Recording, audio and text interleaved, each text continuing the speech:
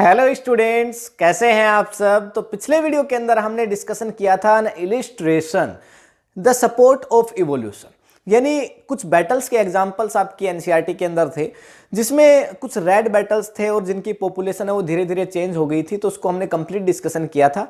अगर आपने अभी तक वो वीडियो नहीं देखा है तो ऊपर आई बटन पे लिंक है, वहां से जाकर के आप उसको देख सकते हैं। आज के वीडियो के अंदर हम डिस्कशन करेंगे इनहेरिटेड ट्रेट्स और एक्वायर्ड ट्रेट्स क्या होते हैं, और कुछ इवोल्यूशन के सपोर्ट में कुछ थ्योरीज दी गई हैं, उनको भी हम डिस्कशन करेंगे।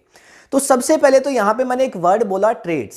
ट्रेट्स क्या होते हैं? देखिए, दो अलग अलग चीजें हैं, एक होता है करेक्टर, दूसरा होता है ट्रेट्स। अभी तक आपको ये सारी चीजें पता है क्योंकि हम पहले के वीडियोज में डिस्कशन कर चुके हैं, फिर भी मैं आपको एक बार रिमाइंड कर देता हूं कि जो करेक्टर है वो क्या होता है कि जैसे कि मेरे बाल हैं, इनका कलर कैसा है? इनका कलर है ब्लैक, लेकिन बालों का कलर ये एक करेक्टर है।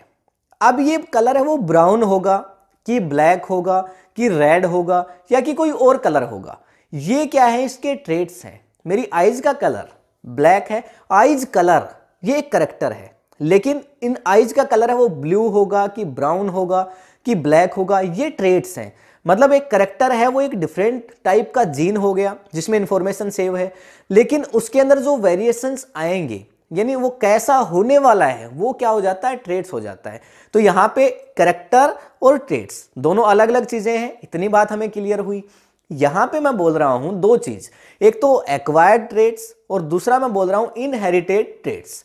एक्वायर्ड ट्रेट्स और इनहेरिटेड ट्रेट्स के बीच एक मेजर डिफरेंस है, वो क्या है? काफी बार एग्जाम में इनके बीच, दोनों के बीच डिफरेंस भी आपसे पूछे जाते हैं। तो जो इनहेरिटेड ट्रेट्स हैं वो एक जनरेशन से दूसरी जनरेशन में ट्रांसफर होते हैं। मतलब पेरेंट से प्रोगेनी के अंदर, प्रोगेनी कौन होती है? संतान, ऑफ स्प्रिंग्स संतान, दोनों का मतलब प्रोगेनी और ऑफ स्प्रिंग दोनों का मतलब संतान ही होता है। तो जो पेरेंट से ऑफ स्प्रिंग्स के अंदर जो ट्रांसफर होते हैं उनको कहा जाता है इनहेरिटेड ट्रेट्स। साथ ही ये जो ट्रेट्स हैं वो एक जनरेशन से दूसरी जनरेशन में ट्रांसफर हो ही सकते हैं। और तीसरा, ये इवोल्यूशन को डायरेक्ट भी कर सकते हैं। कैसे? कि जैसे मान लो कि हमने पिछले वीडियो में कुछ बैटल्स का एग्जांपल लिया था, जैसे कि जो रेड बैटल्स थे उनमें एक बैटल ग्रीन कलर का आ गया था, तो आगे चलते चलते सारे बैटल्स कैसे हो गए थे? ग्रीन कलर के हो गए थे। ये एक कैसा ट्रेट था? ये एक इनहेरिटेड ट्रेट था। मतलब कि ये पेरेंट से ऑफस्प्रिंग में आया था, तो ये आगे भी जा सकता है, ये इवोल्यूशन का कारण भी बन सकता है, ये इवोल्यूशन को डायरेक्ट कर सकता है, मतलब इवोल्यूशन को डायरेक्शन भी दे सकता है। किसी के बालों का कलर ब्लैक है, उसके ऑफस्प्रिंग संतान आएंगे, उनके बालों का कलर ब्लैक है, उसके आगे आएंगे उनमें ब्लैक है, तो यानी एक स्पीशीज के अंदर चेंजमेंट का कारण ये बन सकता है। ठीक है, लेकिन दूसरी तरफ अगर हम बात करते हैं एक्वायर्ड ट्रेट्स, एक्वायर्ड ट्रेट्स ये वो ट्रेट्स होते हैं जो हमें जन्म से नहीं मिलते। ये हम हमारे एनवायरनमेंट में, हमारे आसपास जो स्पेशल चेंजेस होते हैं उनकी वजह से ये हम सीखते हैं, उनकी वजह से ये चेंज हमारे अंदर आते हैं, ये ट्रेट्स उनकी वजह से हमारे अंदर आते हैं। कैसे?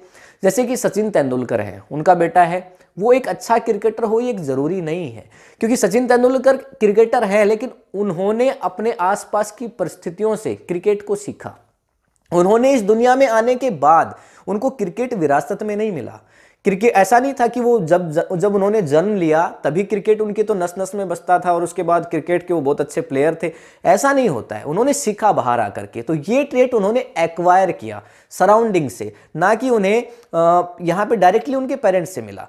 तो अभी जो सचिन तेंदुलकर का बेटा है उसके अंदर भी ये ट्रेट चला जाए, ये पॉसिबल नहीं है कि वो भी एक अच्छा क्रिकेटर बन जाए।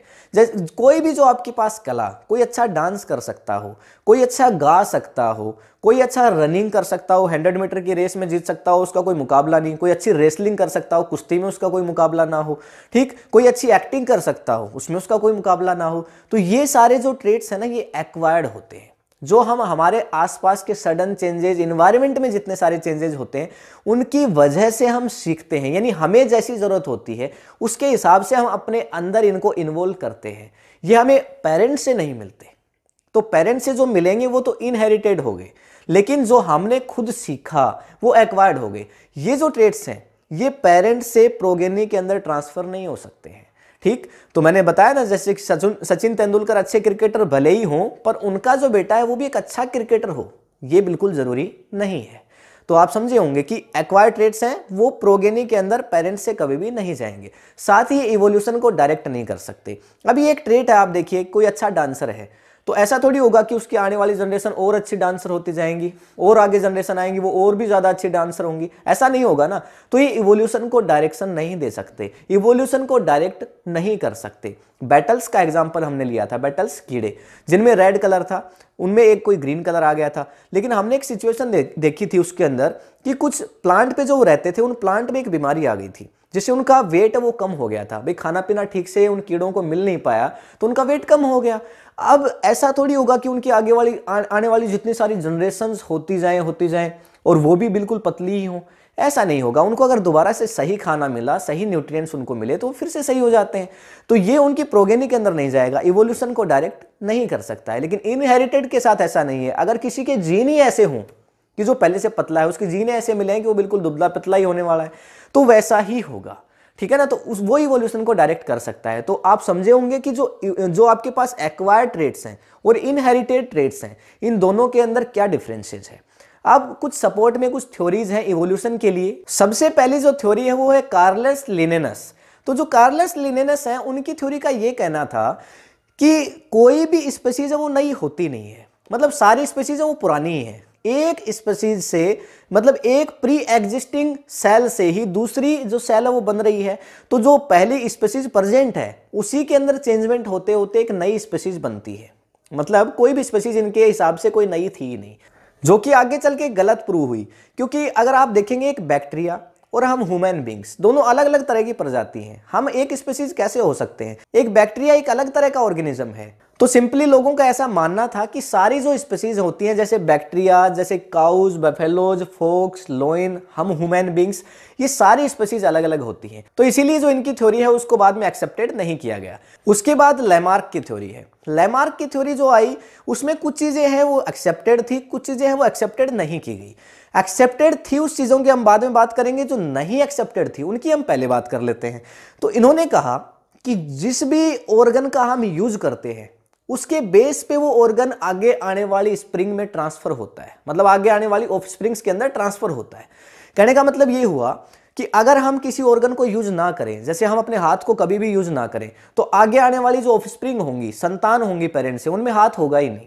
इनका ये कहना था। और इन्होंने ये किस बेसिस पे बताया कि जैसे कि आप पूंछ देखते हैं, बंदर के अंदर पहले पूंछ हुआ करती थी, लॉन्ग टेल होती थी, लेकिन बंदर में तो अभी भी होती है, पर हम ऐसा मानते हैं कि बंदर से इंसान बने और इंसानों के अंदर तो पूंछ होती नहीं है। लेकिन अगर अभी भी आप देखेंगे तो कुछ एक छोटा हिस्सा जो है वो टेल का प्रेजेंट होता है आज भी।